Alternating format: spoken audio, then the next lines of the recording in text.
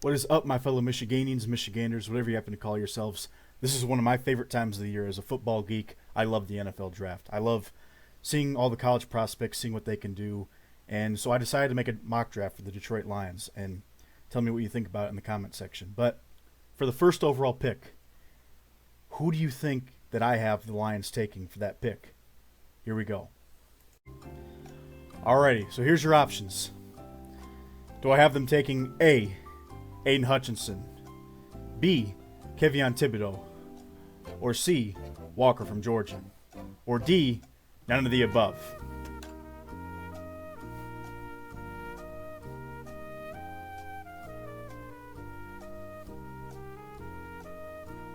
Dun, dun, dun, dun, dun, dun, dun, dun, dun. All right, time's up. The correct answer is D, none of the above. So, with the number 2 overall pick in the NFL draft, the Detroit Lions will trade their pick to the New York Giants for a 2023 first rounder. Well, that was kind of a test of those of you who are reading my articles or not. If you don't know what I'm talking about, go to WolverineStateSportsTalk.com and go to the blog section, and you'll see some of the articles I've written. So I did a strategy on what the Lions should do for the first overall pick, and I think that there's a very high reward here for trading that number 2 pick. First off, my opinion on Aiden Hutchinson is he is good for a team that is built to win now, but I don't see him being anything more than a 7 or 8 sack a season guy, kind of like a Max Crosby, which is a very good NFL player. But for a team that's looking to build for the future, you need a guy that has a high ceiling, and Aiden Hutchinson's ceiling is for a team that needs to win now. I feel like if he went to the Broncos or the Ravens or even the Commanders, I feel like that'd be a better fit because those teams are ready to win now. So this one, a lot of people will disagree with, but hear me out. If the Detroit Lions are sold on Malik Willis at the number 7 spot, they should absolutely take him. I watched Malik Willis's tape, and I absolutely love it. And a lot of people are going to disagree with me on this one, but that offensive line at Liberty is atrocious. He took 51 sacks last year, and if you watch, he had to play hero ball several times. I've never seen a guy get out of sacks like that, scramble around. Now, is Malik Willis a flawed prospect? Of course. You know, sometimes he doesn't make the best decisions. Sometimes he holds on to the ball too long. Part of it is because his receivers aren't getting open. Sometimes you're just screaming at him to throw the ball away. But I will say this. His ceiling is super duper high.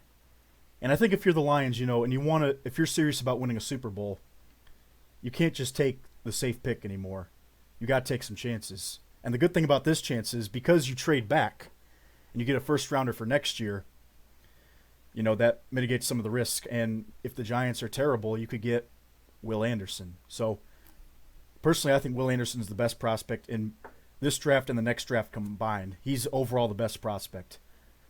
That guy is an absolute stud at the linebacker spot. Never seen anyone with that high of a motor rush the passer. So the Lions could potentially get him next year in case you all are upset about them not getting Hutchinson or Thibodeau.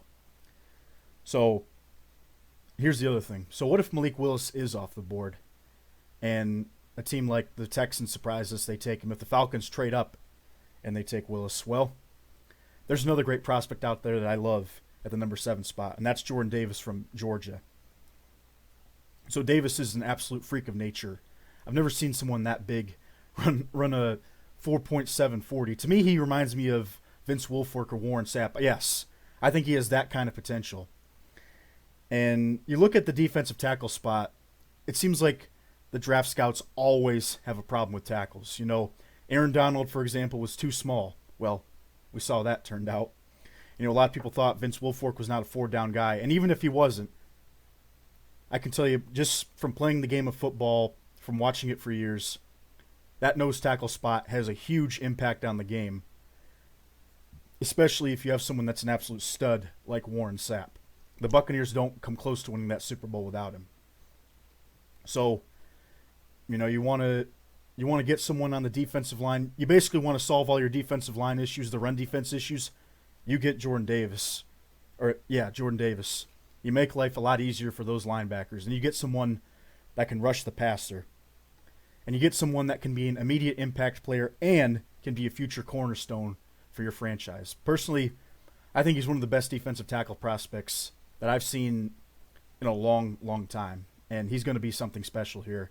So if Willis is off the board, I would take Jordan Davis. Or if the Lions aren't sold on Willis, if they think it'll be too much of a project and they like C.J. Stroud or Bryce Young better, which personally I'm more of a Willis fan. If they take Stroud or Young, you can take Davis at the 7th spot, and still you get a first rounder for next year. So to me, I see it as a win-win. All right, so the Lions already made their first selection, and their next pick is the number 32 pick. Well, that's if they don't make some moves. Personally, I'm in love with the middle of this draft. I think the wide receiver prospects are great. But to me, if you want to fix this defense, and especially if you draft Jordan Davis, you have another great prospect that can help out your linebacking core. So, with the number 12 pick, I have the Lions trading up their number 32 pick that they acquired from the Rams. They're trading that pick to the Houston Texans for the number 12 pick and giving up a 2023 first rounder that they either acquired from the Rams or whatever the Lions end up doing. So then they'd still have the 2 first overall picks from the trade above. So, Nakobe Dean. I don't really know why people are sleeping on this guy. He might not be as good as Micah Parsons, but I think he's one of the best linebacker prospects that I've seen in a long time outside of Parsons. First off, he's an excellent leader in a high motor, great for a Dan Campbell team. I love how he holds his teammates accountable, and he's going to be a great leader here for the future. He's got excellent speed, 4.52 40-yard dash. That's terrific for a guy of his size, 6 foot, 230. To me, he fits the mold of a modern linebacker. You have to be fast, and you have to be physical as well.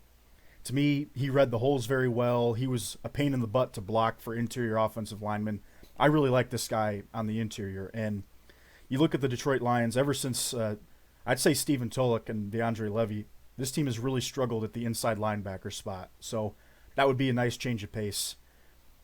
And really with these moves, you pretty much fix your defense. You fix the interior defensive line. You get someone across from Aleem McNeil. And you still have Okwara on one edge. You still have Harris on the other edge, who had a nice year last year. Then you get Davis and McNeil. And at the linebacking core, you get Dean to pair with Anzalone or Barnes, whoever wins out that spot. So I think right there, you just fixed your front seven. Should be a very good front seven, both for this year and for the long-term future. All right, here's the third pick. So, with the number 34 overall pick in the second round of the NFL draft, the Detroit Lions take Daxton Hill out of Michigan. Now, a good reason why I like that trade above is because you still have the number 34 pick, so likely whoever you wanted at 32 is probably going to be there at 34. So, in a way, that's a great situation for the Lions. And I was torn between Daxton Hill and Lewis Cine from Georgia. But personally, I watched Daxton Hill's tape. And, I watched him all year because obviously I'm a Michigan fan. But I love the way Daxton Hill performed against Ohio State. Didn't give up a lot of big plays down the field. That's a big reason that we won that football game, not giving up the big plays. If you noticed, Ohio State's receivers were never wide open. They were just making unbelievable catches. And throughout the rest of the year, Hill was great in coverage. And I think he'd be a perfect complement to Tracy Walker. Now, Will Harris, as we all know, has really struggled at the safety spot. The Lions desperately need this position. And either Hill or Cine would fill that need perfectly, I think, at the free safety spot. All right, fourth pick. So let's assume that the Lions took Davis. So now they have 3 defensive players. Now, here's where you take your first offensive player. And with the 66th pick in the third round, the Detroit Lions select Calvin Austin III, wide receiver out of Memphis. So a lot of you guys probably don't know who this is, but I was looking up the draft projections, and I see this guy with a similar skill set to Tyreek Hill. He's undersized. He's only 5'8", 170 pounds, but he is fast. Runs a 4.3 40, This guy is a nightmare in the open field. He also has a 39-inch vertical, and for comparison, Hill has a 40.5-inch vertical. I think in this day and age, we've seen that size really isn't as big of an issue for wide receivers as it was in the past, you know. And I think Austin could be an absolute game breaker as a wide receiver and also as a kick returner as well. Personally, I think this would be a great pick. All right, so for the Lions' fifth pick number 97, round 4. The Lions start off the round by taking out of Cincinnati cornerback Kobe Bryant. So I think we all know Sauce Gardner is projected to be the higher pick of the two Cincinnati cornerbacks, but Bryant really was terrific for the Bearcats last year. His ball hawking ability was great. The only issue I have with Bryant is his hip movement isn't the world's greatest, but I like the way that he plays the ball. He's perfect for his own scheme, adds a layer of competition for Okudu and Melifonwu.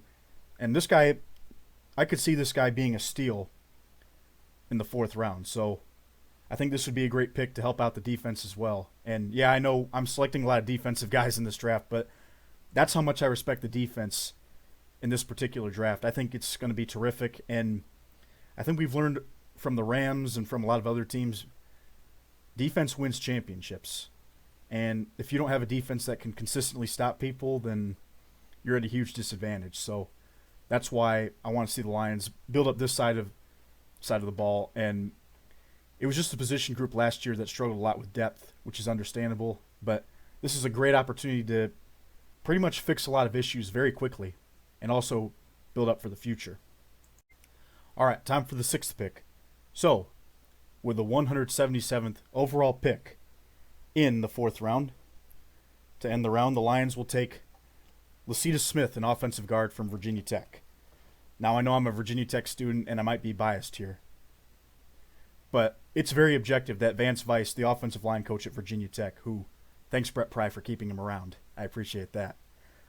Weiss has done a terrific job with the offensive line and sending guys to the pros as well. I mean, Christian Darrisaw is a name a lot of you know, was drafted in the 1st round by the Vikings last year. And Wyatt Teller is one of the best guards in the game, also another Vance Weiss product. So I could easily see Lacita Smith going here to the Lions. Now, Detroit has a pretty strong offensive line, but I'd like to see Jonah Jackson get a little bit better, and this is a perfect guy to provide him some competition. Now, as for Lacita Smith as well, he's very, very good in pass protection, which I think would be a huge advantage for him over Jackson, who I think is better with run blocking. And I love this guy's motor. He plays very hard. He brings guys to the ground. He's a nice guy in person, but on the field he is a complete bully, and I absolutely love it. That's what Vance Weiss football is all about, and I'd love to see this guy on Dan Campbell's team, and he's a great guy too. I've met him a few times. All right, time for the 7th pick. Second to last pick. I have the Detroit Lions taking with the 181st pick. To start off the 5th round, the Detroit Lions take Cameron Dicker, the kicker, out of the University of Texas. I remember Gus Johnson saying, "Dicker, the kicker, wins it for Texas." One of the best calls ever. But this guy is a very consistent kicker, and I know Patterson performed well for the Lions last year, late in the season. The problem is Patterson in college was very streaky, and he had a very small sample size too with the Lions last year. As we all know, he came on after the Steelers debacle and Patterson performed very well. The problem is you look at his stats at Memphis State. Twice he kicked under 60%, including his senior year, Patterson I'm talking about. So Patterson went from kicking 92% his junior year to 68% his senior year. That's a pretty big drop-off, and it's very true Patterson could be a great kicker in the NFL, but I would take Cameron Dicker because he's always kicked above 70% and had one of his best seasons statistically last year. He got better every year. I think Dicker's range is a little bit better. He's kicked a career long of 57 yards. To me, this is a good prospect to have on your team, and you know, maybe it turns out Patterson is really good. Well, you can use this guy as some trade leverage because, trust me, teams absolutely need kickers, and no one sees the value of kickers until after the NFL draft. So, Dicker the kicker. I'd love to see him be a Detroit Lion. All right, now for the final selection of the NFL draft. I have the Detroit Lions taking, with the 217th overall pick, round 6. The Lions will take Nefi Sewell, linebacker out of the University of Utah. Now, if that last name sounds familiar, it's because he's the brother of Penei Sewell. So late in the draft, you see a lot of misses. I think overall this would be a great pick because him and Sewell could hold each other accountable. And accountability is more important than you realize. Yes, even in the NFL. We have to remember something. Sewell is still very young. He's only 20 years old. And Nefi, his big brother, could help hold him accountable. Say, hey, you need to be doing your job here on the field, no goofing off. And I don't believe Penei is necessarily doing that.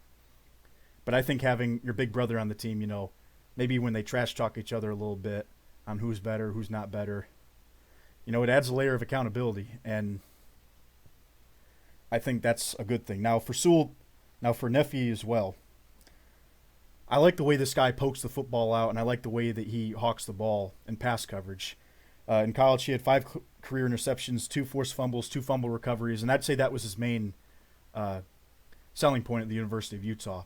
Also, he was a 4-year starter, was injured for 1 season, so couldn't play, came back after the COVID season. So this is another guy I think Dan Campbell would love to have on his roster. I think he's a tough, hard-nosed football player, likes to go after the ball.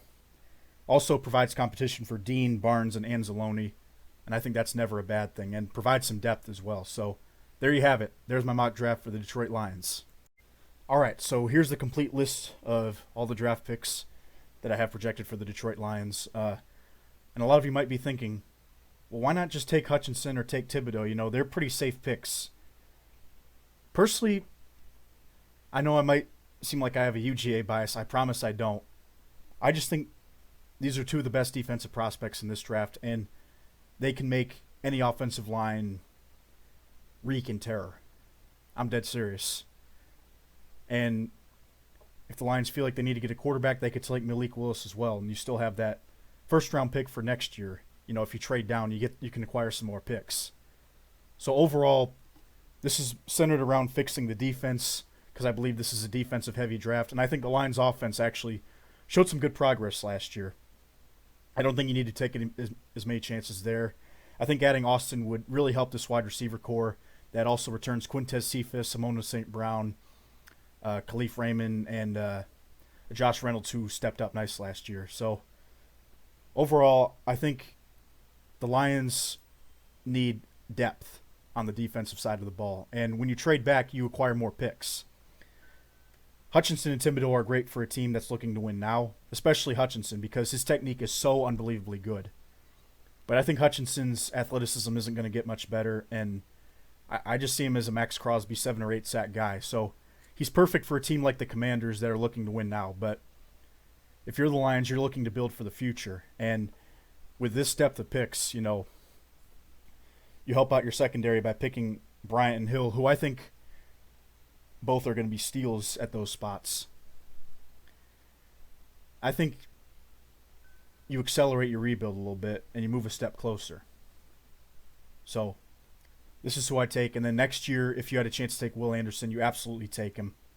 And then maybe you also make a play for Stroud or Bryce Young or somebody else. But the fact is, there's no rush for the Lions to get this rebuild done. Like I said, I give them about a 2 to 3 year window. I don't expect this team to be very good next year either. I expect them to be better than last year, but not quite as good. But I think adding the depth of picks for this year and next year will help this team a lot in the future. And I have a lot of trust that Brad Holmes will make the right decisions. All right, thank you all for watching. You all have a good night. Go Lions, and we'll see you on Thursday.